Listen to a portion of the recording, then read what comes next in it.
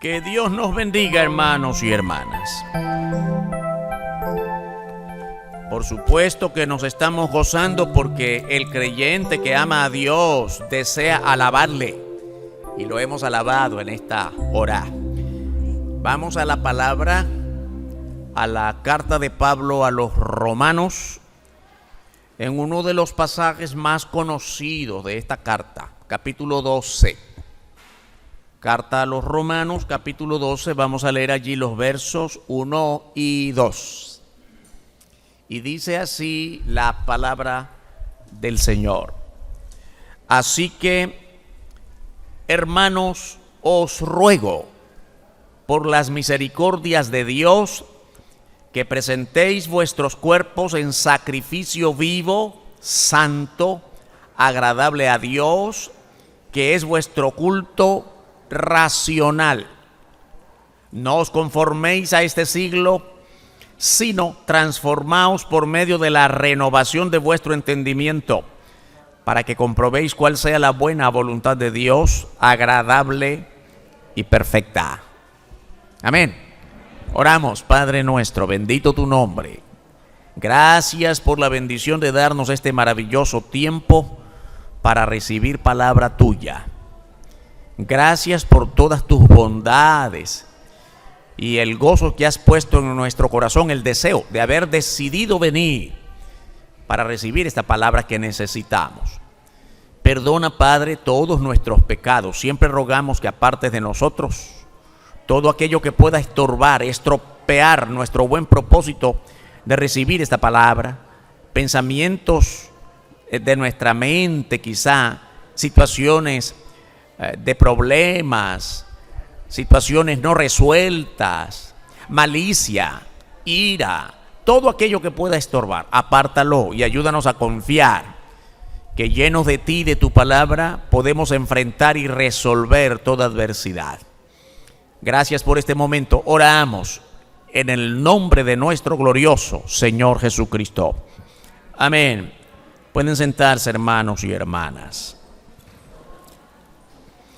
La palabra de esta mañana, el tema: el cristiano en constante transformación de su vida. La palabra transformación es la palabra clave de esta mañana, de este tema y del verso que hemos leído.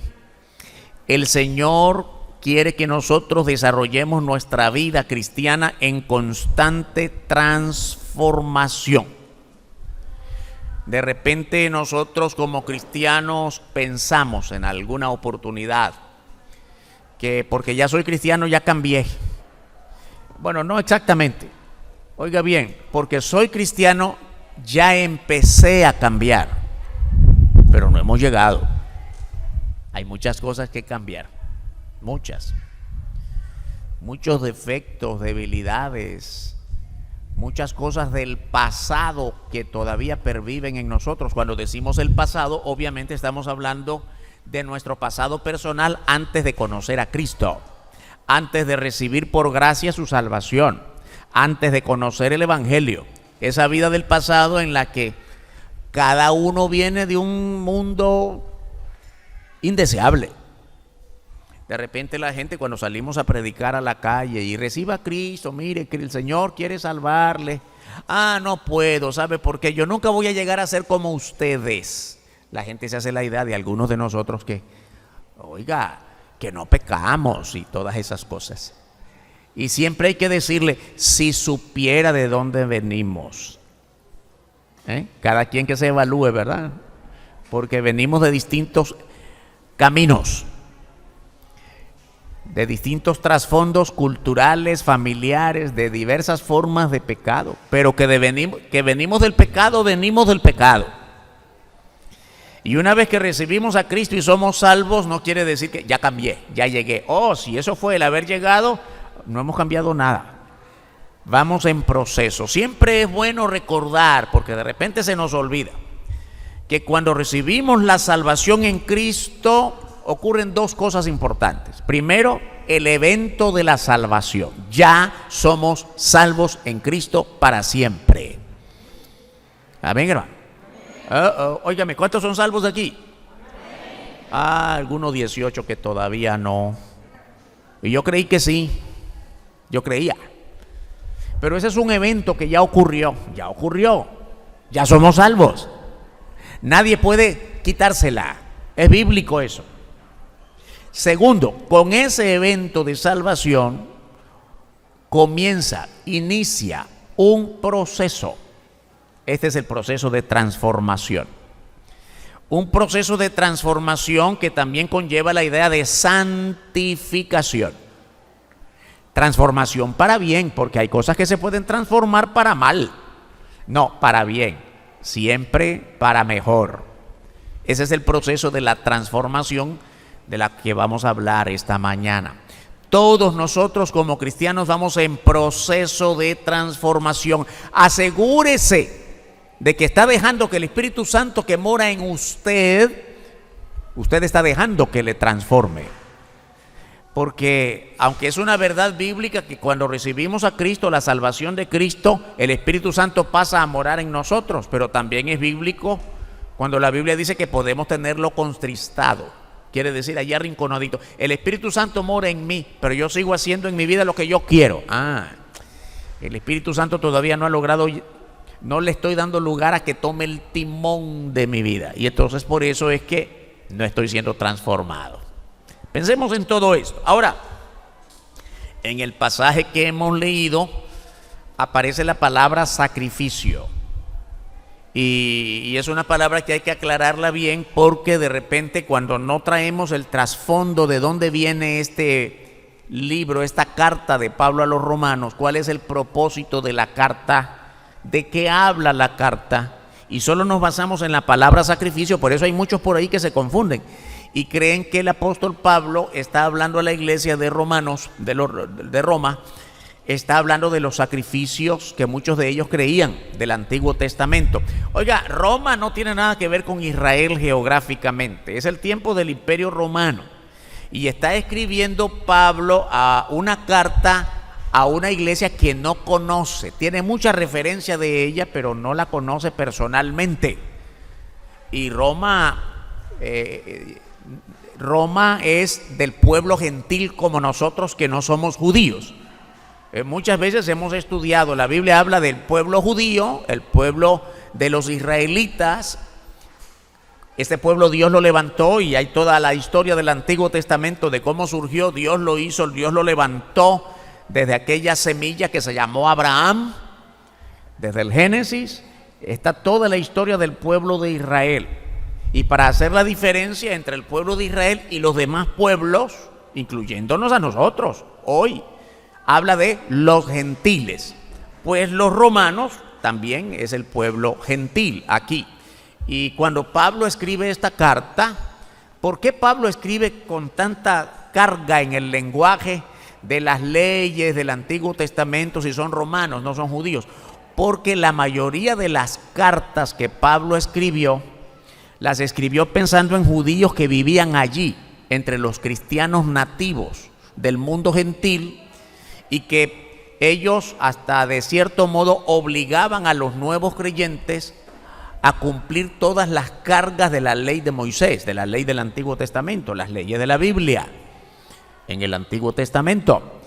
Por eso es que Pablo escribe sus cartas, y especialmente esta de Romanos, para la iglesia en Roma y aclarar tantas cosas que habían en sus mentes.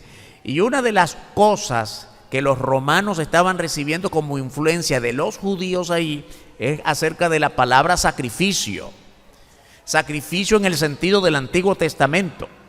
Más o menos esto como, bueno, ustedes ya son cristianos, creen por la fe en Cristo, amén, pero tienen que llevar todas las leyes, circuncidarse, cumplir con los ritos del Antiguo Testamento, el sacrificio de animales y todo. Por eso la palabra sacrificio hay que aclararla.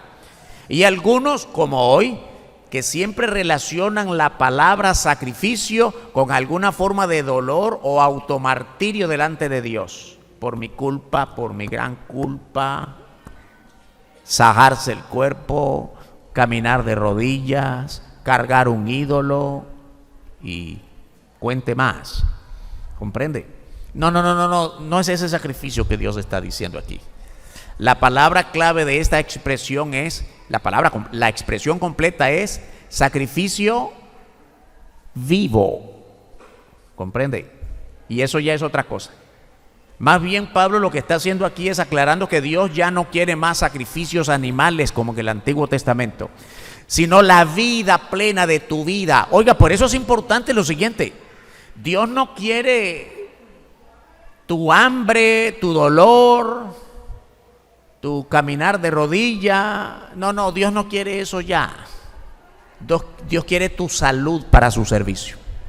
Por eso también es importante cuidar nuestra salud, porque es parte del sacrificio de vida, sacrificio vivo, ya no de lágrimas y quebranto en el rostro, sino de gozo. Por eso es importante el gozo en el creyente. Hay hermanitos, porque hay hermanos que tienen un rostro amargado. Usted quiere saludarlos con gozo y más bien sale triste, porque este hermano nunca lo he visto sonriendo. Este hermano no da la mano con gozo, la da por no dejar. ¿Comprende qué tipo de cosas? Gozo, sacrificio vivo, sacrificio de vida. De eso es que está hablando acá. Ahora bien, hablando un poquito del panorama de Romanos. Bueno, no tenemos el tiempo aquí, no estamos estudiando el libro de Romanos, sino basándonos en lo que significa la transformación de Cristo en nuestra vida. El capítulo 11 de Romanos destaca la bondad de Dios. Dios manifiesta toda bondad sobre su pueblo, la iglesia. Y se observa en esta carta la controversia, la contradicción entre los creyentes judíos y los creyentes gentiles, los que no son judíos, pues, advirtiendo en esta carta sobre el peligro de la soberbia y la arrogancia de ambos grupos. Había mucha competencia. Nosotros los gentiles somos mejores que los judíos que no cumplieron la ley. Nosotros los judíos somos los privilegiados de Dios porque recibimos las leyes, los gentiles no. Y había mucha controversia. La palabra misericordia, parte de la bondad de Dios, parte de la gracia de Dios. La palabra misericordia se menciona 5 veces entre los capítulos 11 y 12. Pablo destaca la misericordia de Dios sobre todos los creyentes en Cristo. Dios ha manifestado su misericordia mediante el sacrificio de Cristo, y el resultado de esa misericordia en el sacrificio de Cristo lo recibimos por gracia. No nos cuesta nada más que solo creer en Él. Y se destaca la conformación, en la carta de Pablo a los romanos, se destaca la conformación de la iglesia en la figura de cuerpo. Muy importante, hermanos. Como iglesia somos cuerpo. No es que somos cada quien en su... Soy miembro de una iglesia, pero yo hago lo que cada quien hace lo que quiere, ¿no? No, hermanos, somos un cuerpo. Cuerpo. ¿Y cuál es el sentido de cuerpo? Muchas veces en la Biblia encontramos, en Romanos, en Corintios, en otras cartas de Pablo, como Pablo insiste, lleno del Espíritu Santo, para escribir así, como en un cuerpo y en la figura del cuerpo humano, no puede decir la oreja, no necesito del ojo, no puede decir el ojo, no necesito de las manos, no puede decir el pie, no necesito de la boca. No. El cuerpo armonizado para estar sano.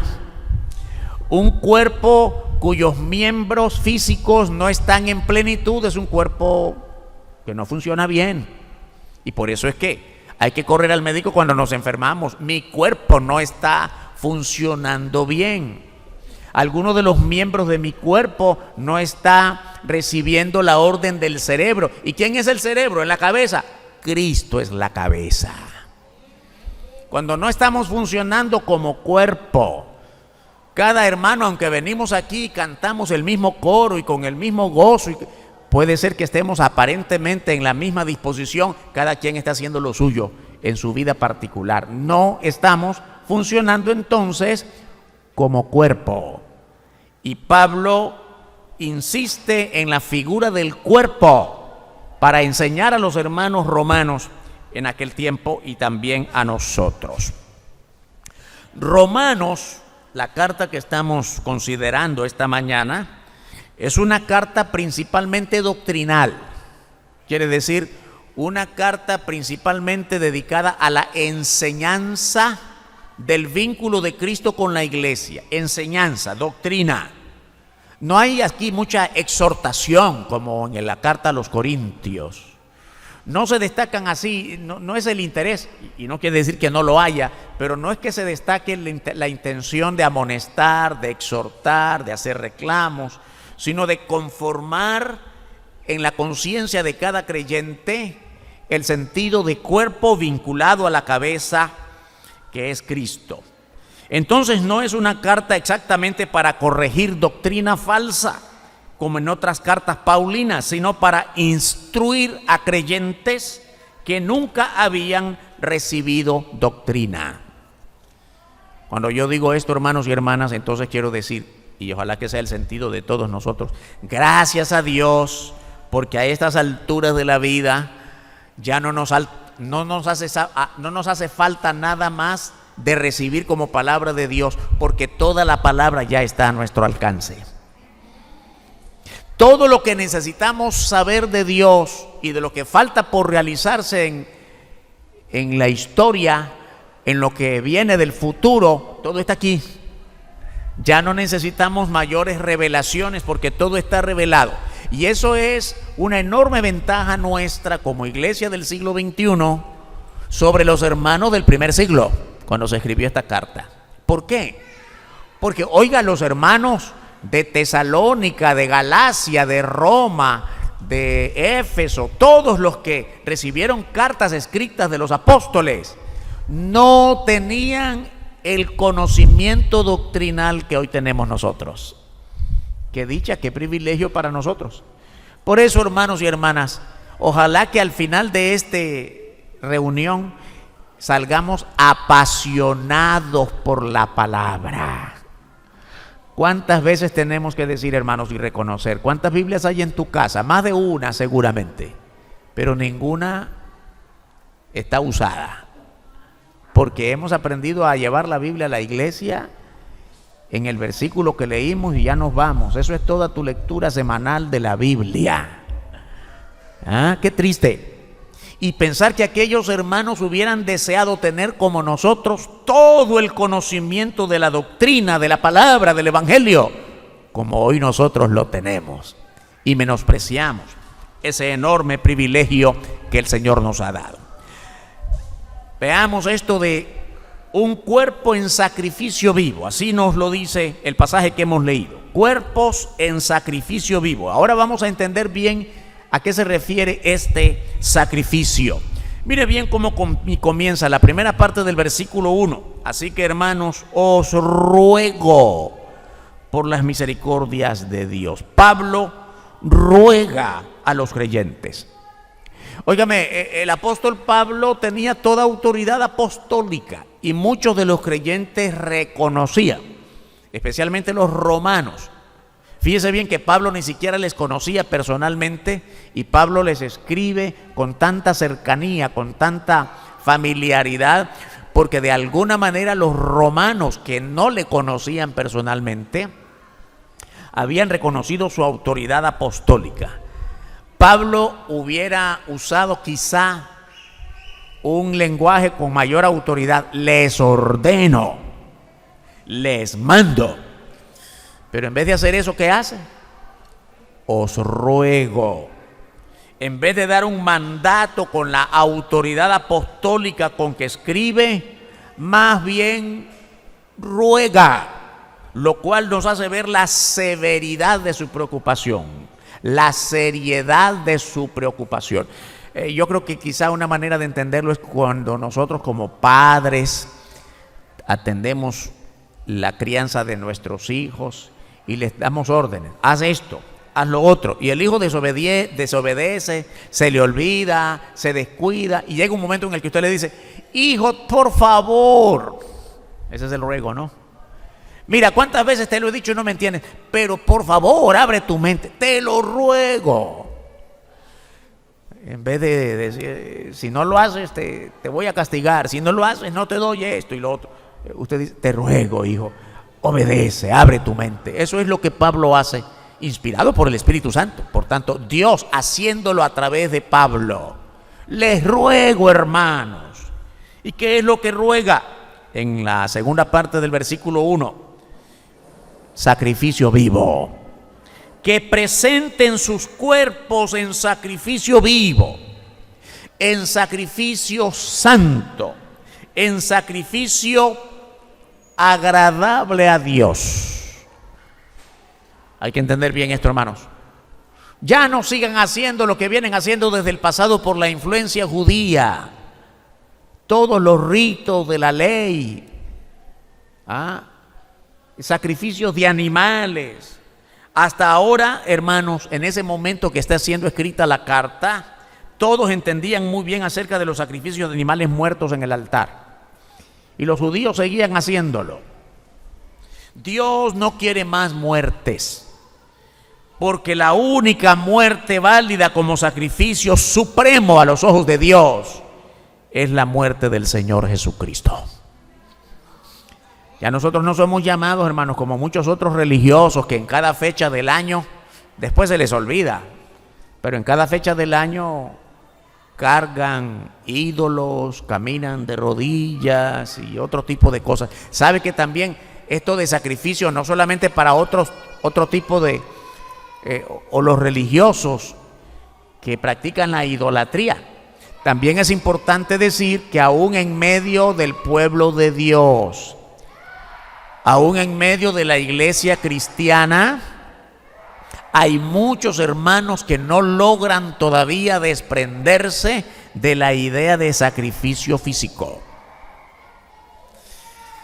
No es el tema esta mañana acerca del ayuno, y tampoco negamos el ayuno como tal, pero hay que entender bien lo que significa un ayuno, porque hay gente en muchas iglesias nuestras que creen que con el hecho de aguantar hambre hasta donde se pueda,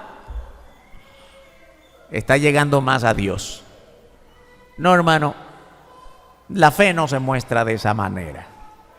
No es el tema esta mañana, no podemos tomar tiempo para eso, para ese tema. Pero hay muchos creyentes que practican otro tipo de sacrificio, dolor, martirio, limitaciones, y piensan que así se llega más rápido a los ojos de Dios. Hermano, hermana, ese no es el sacrificio vivo que Dios demanda de la iglesia de nuestro tiempo. Dios quiere tu vida, tu servicio, tu consagración, tu vida ejemplar a los ojos de otros como instrumento para llevar a Cristo a otros, y no tu sacrificio de dolor o de martirio.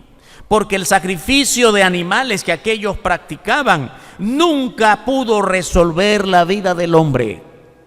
Todo el tiempo del Antiguo Testamento, cuando los judíos iban al altar y ofrecían, imagínense usted en cuántos siglos de la historia del pueblo de Israel, cuántos millones de animalitos fueron llevados al altar, y la gente nunca cambió su corazón.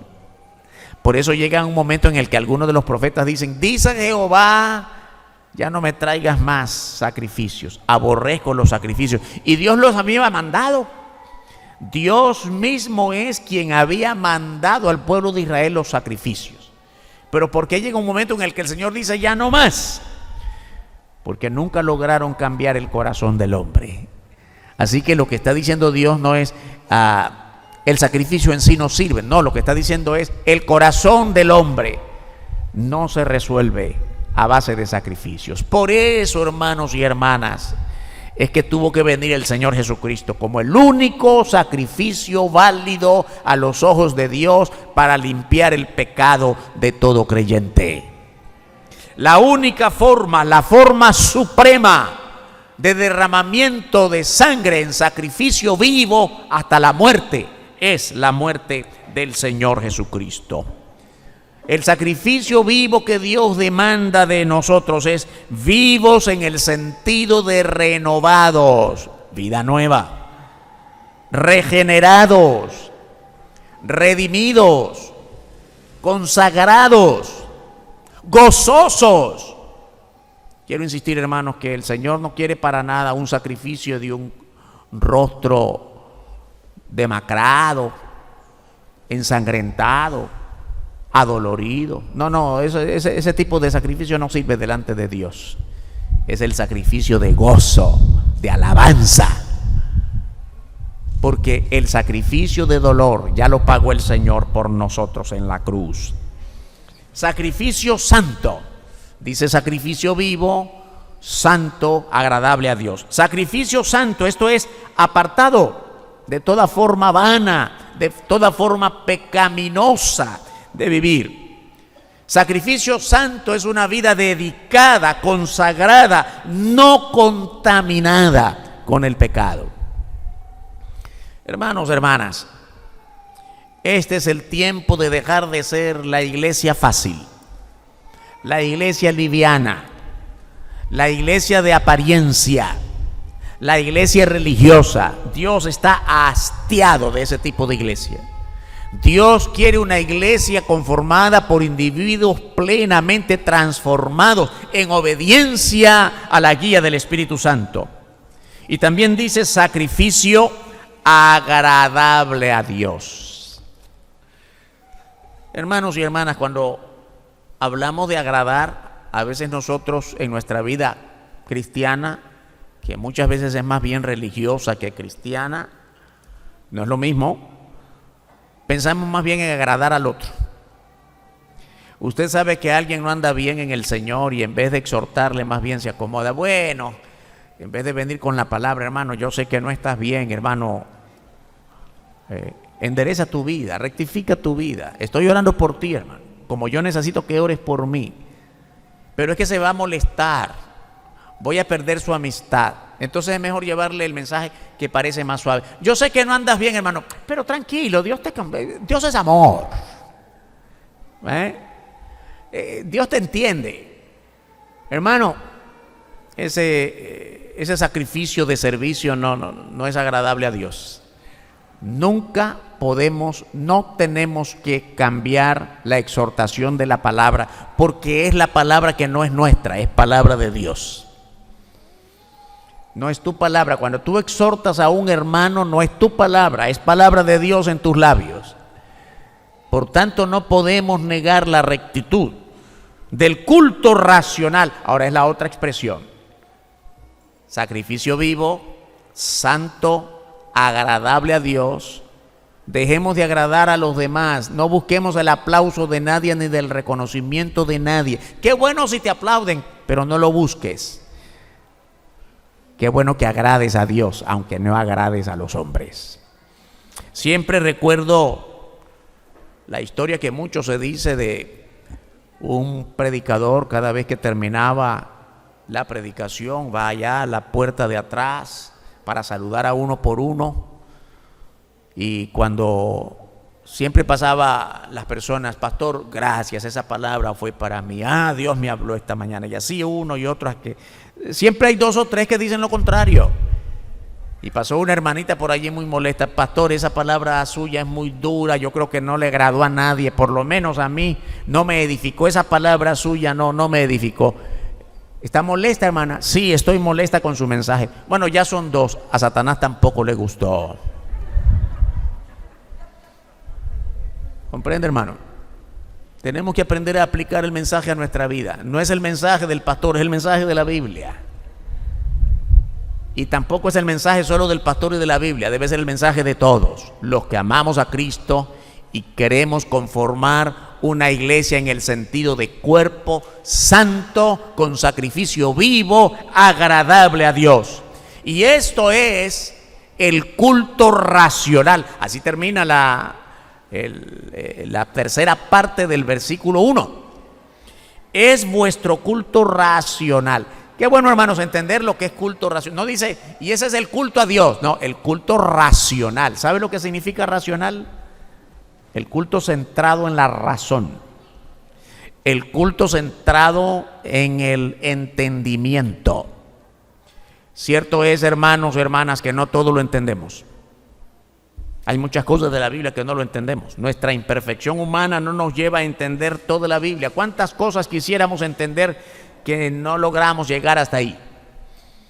Pero que nuestro culto sea racional en el sentido de que no puede seguir siendo, hermanos y hermanas, que cuando usted hace cosas supuestamente para Dios, que ni usted entiende y alguien le pregunta, ¿qué es lo que estás haciendo? No lo sé.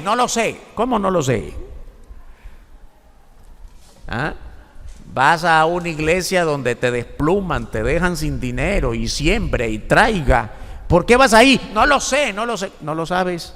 Ese no es un culto racional. Ese no es un culto basado en el entendimiento. Y aquellos que hablan cosas que ni siquiera ellos entienden. ¿Y qué estás diciendo? No lo sé. ¿Hay algo sobre mí? Sí, puede ser algo, pero jamás el Espíritu Santo. Pero jamás es Dios. Dios demanda de su pueblo un culto basado en la razón espiritual de nuestro vínculo con Dios, no en la razón humana, porque la ciencia es razón humana, pero mucho de la ciencia está alejada de Dios, alejado de cualquiera de las formas de la ciencia. Muchas. No estamos en contra de la ciencia, sino de todas aquellas aplicaciones humanas de la ciencia que desvirtúan la realidad de Dios, que nos alejan de Dios. Se vuelve irracional. ¿Quiere apenas un ejemplo de muchos otros? Cuando desde niños hemos aprendido en la escuela que venimos del mono. Hermanos, ¿qué pensamiento más irracional? Es más sensato creer lo que la Biblia dice. En el principio creó Dios los cielos y la tierra. Amén, hermanos. ¿Creemos esa verdad? Que fue Dios es Dios el creador de todo. No, pero el Big Bang, la ciencia, una gran explosión de la que nadie tiene historia y la creemos como una verdad absoluta. Culto irracional. El culto que Dios demanda de nosotros es un culto racional. Y cuando hablamos de culto, no hablamos de una reunión como esta, donde cantamos, leemos la Biblia. Esa es una manera particular de culto. Cuando dice culto racional, se refiere a tu vida de comunión con Dios. Todo lo que haces, todo lo que dices, todo lo que vives, es tu culto racional a Dios. Tiene que ser racional. El culto del creyente a Dios está fundamentado en la razón, en el entendimiento de las Escrituras, ya no en el dominio de tus emociones humanas. Nuestras emociones humanas son engañosas y precisamente por emociones humanas fue que Adán y Eva pecaron allá en el principio, en el Edén. Sus emociones, creyendo a Satanás que iban a ser como dioses. ¡Qué cosa tan grande! Dijo Eva, a mí sí me gustaría ser como una diosa. Culto irracional, culto fundamentado en la emoción humana. Cuidado, hermanos y hermanas. Seguimos elevando a Dios, culto emocional, culto fuera de la razón de las Escrituras. El sacrificio vivo demanda renovación del entendimiento. Renovación quiere decir otra vez, hermanos y hermanas, que todos los días vamos aprendiendo más, todos los días crecientes en la conformación de nuestra vida al carácter de Cristo, al modelo de Cristo.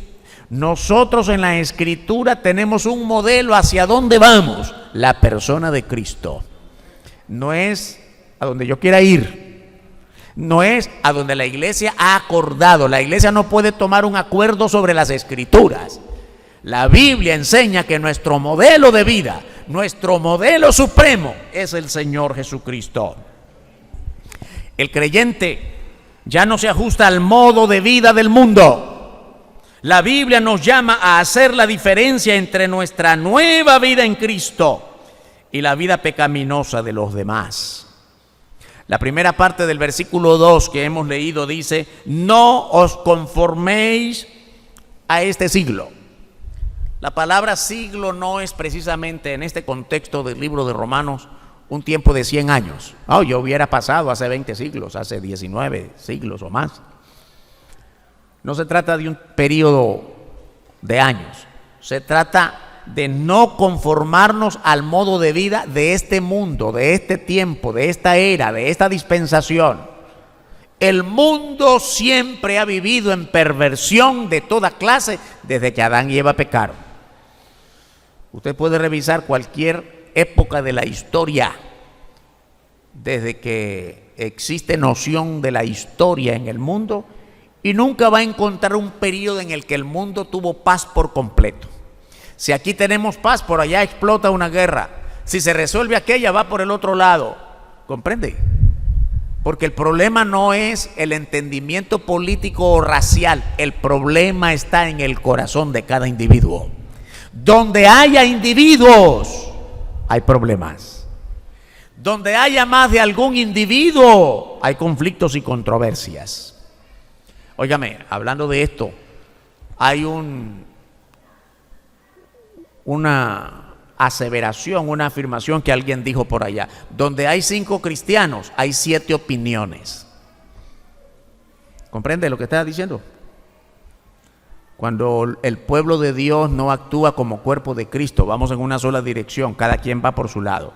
Porque la Biblia nos llama a ir en una sola dirección, un solo sentir, un solo camino, etcétera. Así debería ser.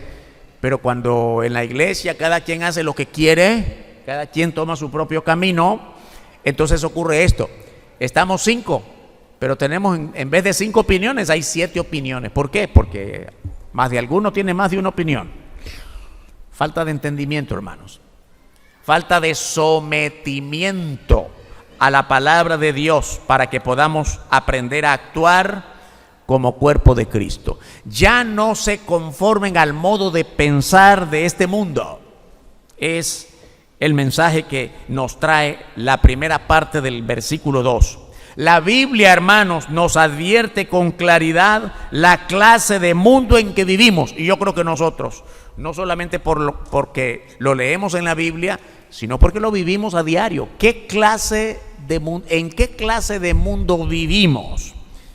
Dice la carta de Pablo a los Efesios en el capítulo 5, los versos 15 y 16. Mirad pues con diligencia cómo andéis. Con diligencia quiere decir con preocupación, sin negligencia, con enfoque, con intencionalidad. Miren diligentemente cómo andan, no como necios, sino como sabios, aprovechando bien el tiempo. ¿Por qué? Porque los días son malos. Todas estas cartas de Pablo, hermanos y hermanas, fueron escritas en el primer siglo después de Cristo. Estamos en el siglo XXI, así que contamos más de 20 siglos ya, y el mundo sigue siendo un mundo de pecado. Por sí solo no puede cambiar. Nadie, ningún poder de ninguna clase puede transformar este mundo por sí solo. Solo el poder de Cristo comienza transformando la vida de cada individuo. Y por eso mismo, hermanos y hermanas, aunque esta carta fue escrita hace tanto tiempo, tiene una verdad vigente para hoy. Aprovechemos bien el tiempo porque los días siguen siendo malos.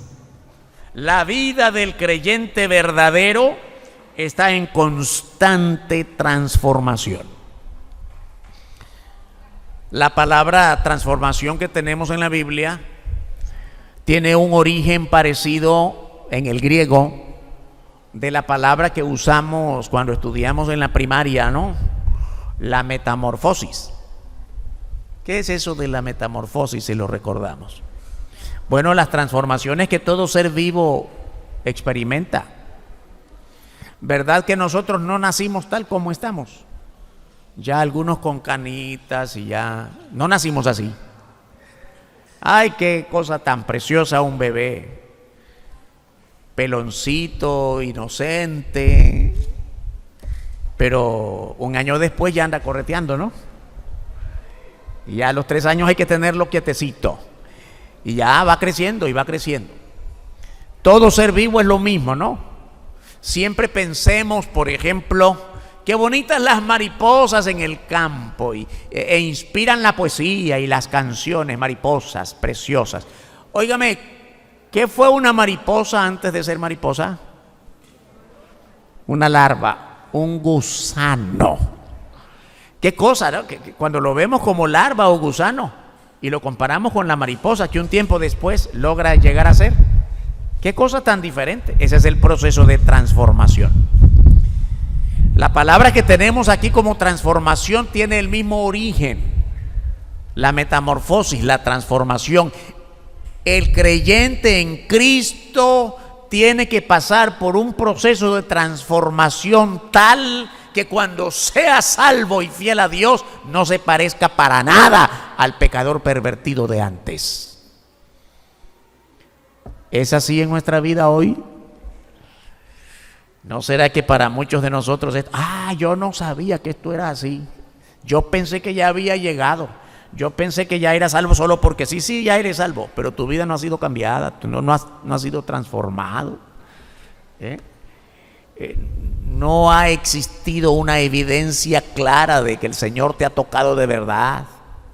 Las mismas palabras groseras y soeces de antes, los mismos vicios, las mismas iras y amarguras, los mismos deseos de enemistad, el mismo rencor contra aquel hermano desde hace años, la misma falta de perdón y por tanto cúmulo de falta de transformación, todo llega a un punto final. La iglesia no crece. La iglesia no se consolida como cuerpo de Cristo. Y en muchas iglesias no es cierto que transmitimos paz, ni gozo, ni palabra de vida abundante. De esto se trata, hermanos y hermanas, la transformación que Cristo quiere hacer en nosotros y que aprovechemos bien el tiempo, todos los días, porque el mundo sigue siendo malo. La vida del creyente verdadero está en constante transformación. La segunda parte del versículo 2 dice, sino transformaos. Estamos otra vez en Romanos capítulo 2, la segunda parte del versículo 2. Transformaos por medio, estaba diciendo Romanos 12, la segunda parte del versículo 2. Transformaos por medio de la renovación de vuestro entendimiento. ¿Qué es lo que tenemos que renovar, hermanos? Antes iba a una iglesia, ahora voy a otra. ¿Eso es lo que renovaste? Antes me ponía tal vestido, ahora me pongo de otro. ¿Eso es todo lo que renovaste? Cambiar de vestido no es cambiar de religión, de fe. No llega hasta ahí. No, eso no es suficiente. La renovación del entendimiento, la renovación de tu vida total, que se trasluce en la renovación de tus maneras de relacionarte con los demás. Y por supuesto, la primera relación es con Dios. La transformación debe ser visible en todo nuestro entorno exterior, pero antes de eso tiene que fundarse en nuestro interior, en nuestro corazón, en toda forma de vida que nace desde el corazón. La renovación del entendimiento, el entendimiento fundamental del Evangelio solo está en las Escrituras. Todo lo demás tiene que ser relegado a un plano inferior. Todo. Hermanos y hermanas, no podemos conocer a Dios a través de otros medios. La ciencia no te ofrece a Dios. La escuela no te ofrece a Dios. La universidad no te ofrece a Dios. La sociedad no te ofrece a Dios. La familia por sí misma no te ofrece a Dios. Y estoy mencionando cosas que son nuestra vida. Necesitamos formarnos como profesionales si es que logramos llegar a hacerlo. Necesitamos un hogar. Necesitamos ser parte de una sociedad. Todas esas cosas son parte de nuestra vida, pero ninguna de ellas te llevan a Dios. Lo único que te lleva a Dios es la palabra escrita, y cuyo centro es el Señor Jesucristo. Es el comienzo de toda renovación. Cuando la Biblia nos habla de transformar nuestra vida a través de la renovación, es un pensamiento que solo puede llevarnos a las Escrituras. Y tenemos que aprender a vivir con cordura, esto es, con sobriedad. El verso 3 dice: digo pues, por la gracia que me es dada, a cada cual que está entre vosotros, estoy siempre en Romanos 12:3, que no tenga más alto concepto de sí que el que debe tener, sino que piense de sí con cordura, conforme a la medida de fe que Dios repartió a cada uno. Otra vez la palabra fe, hermanos. Lo que nos hace ser hijos de Dios es la fe por Cristo, la fe a Cristo, el creer en el Señor Jesucristo. El modelo sigue siendo Cristo, no hay por dónde desviarse. La palabra nos muestra que el único camino a Dios es el Señor Jesucristo y que la manera de comunión nuestra con el Señor Jesucristo es mediante la fe. Todo ello solo puede tener un final maravilloso: la transformación constante de nuestra vida, en cordura, en sobriedad, en entendimiento de nuestra comunión con Dios. Todo esto tiene un propósito, hermanos: conocer la voluntad de Dios. La tercera parte del versículo 2 dice: para que comprobéis cuál sea la buena voluntad de Dios, agradable y perfecta.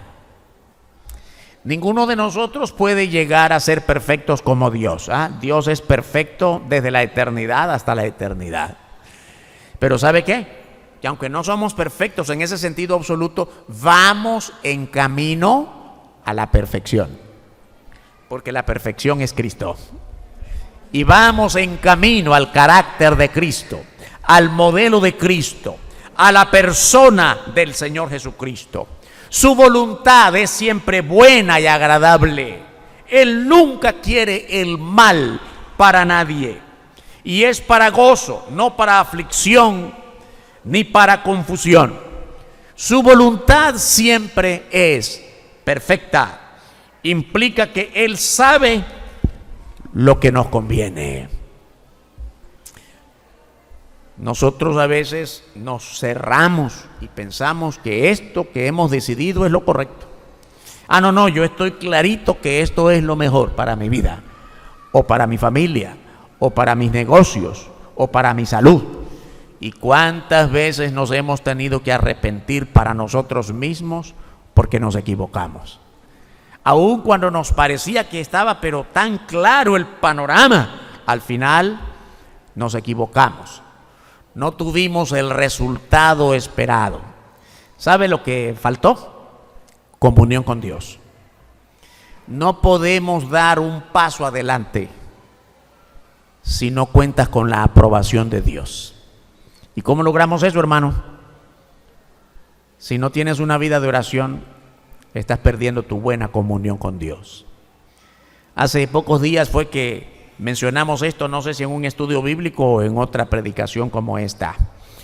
Un pastor que estaba predicando y diciendo: ¿tú quieres conocer el nivel espiritual de alguien? Pregúntale cuánto tiempo dedica a la oración. Es la única manera de medir tu comunión con Dios, hermano. Es la única manera de saber en qué parte del proceso de transformación vas en tu vida con Dios. Algunos apenas arrancaron y ahí quedaron trabados. Algunos otros han caminado un poco más, otros más adelante. ¿De qué depende? De tu nivel de oración, de tu nivel de comunión con Dios. ¿Quieres conocer cómo anda tu comunión con Dios? Pregúntate cuánto tiempo has dedicado a la oración todos los días. Y consecuentemente, cuánto tiempo has dedicado a conocer más a Dios a través de las Escrituras.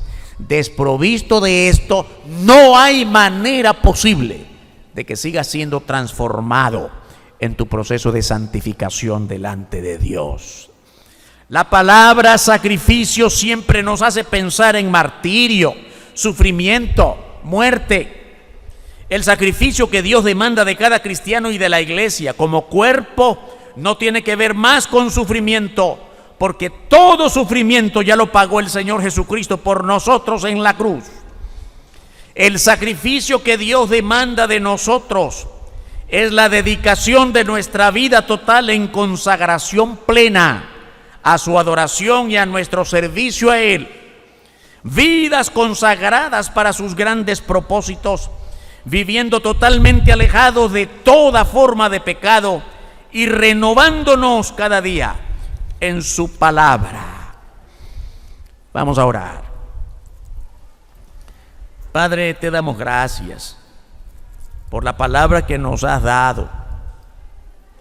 Hemos orado para que esta palabra llegue a cada corazón, a cada mente, y que nos ayudes a entender nuestra gran responsabilidad ahora que somos tus hijos, de encaminarnos cada vez más, cada día más, en este proceso de transformación que no acaba en este mundo, sino hasta que estemos en tu santa presencia.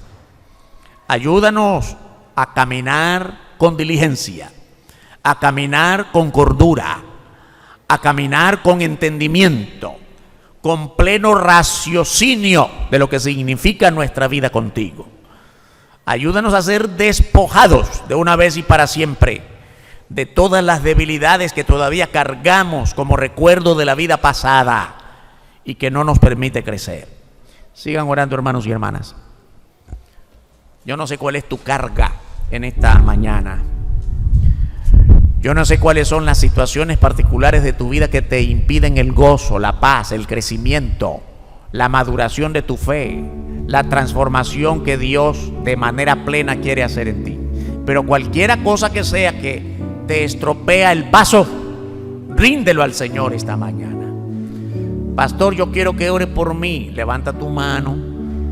Quiero rendir delante de Dios todo aquello que me causa congoja, tropiezo. Dios te bendiga, Dios te bendiga, Dios te bendiga, Dios te bendiga, Dios te... Oh, cuántas manos. Pastor, ore por mí. Yo quiero de verdad caminar más en este proceso de transformación. Dejar atrás la plena religiosidad, porque hasta ahora solo he sido un religioso, pero quiero caminar más en este proceso de transformación. El Espíritu Santo quiere transformarme y yo no le dejo. Levanta tu mano si no lo has hecho. Dios te bendiga, Dios te bendiga, Dios te bendiga, Dios te bendiga. Dios conoce tu vida, por eso ríndela. No tienes que confesarla a ninguno de nosotros, es delante de Dios. Levanta tu mano, rinde tu vida, consagra tu vida. Señor, transforma mi vida cada día más. Dios te bendiga. Sigue levantando los que no han hecho la decisión de pedir este auxilio al Señor. Levanta tu mano para orar por ti. Dios te bendiga, Dios te bendiga, Dios te bendiga, Dios te bendiga, Dios te bendiga. Padre, bendito tu nombre que nos has hablado. Tú conoces lo que hay en el corazón de cada hermano, de cada hermana que ha levantado su mano. Tú conoces la particularidad de vida de cada uno. Rogamos el auxilio de tu Espíritu para que sigas, que nosotros dejemos que tu Espíritu nos siga transformando, que perdones todo lo que hasta ahora de parte nuestra lo ha impedido. Señor, estamos cargados de debilidades, de ansiedades no resueltas, de conflictos internos, de dudas, de religiosidad. Perdónanos. De verdad queremos mostrar delante de ti el culto racional que tú demandas de nosotros, porque hay un mundo que con urgencia necesita la predicación del Evangelio y la iglesia ha sido llamada para esta tarea de predicar tu palabra. Que lo hagamos en santidad, en rectitud, en poder de tu Espíritu, en el nombre glorioso de tu Hijo, nuestro Señor y Salvador Jesucristo. Amén. Dios nos bendiga, hermanos y hermanas.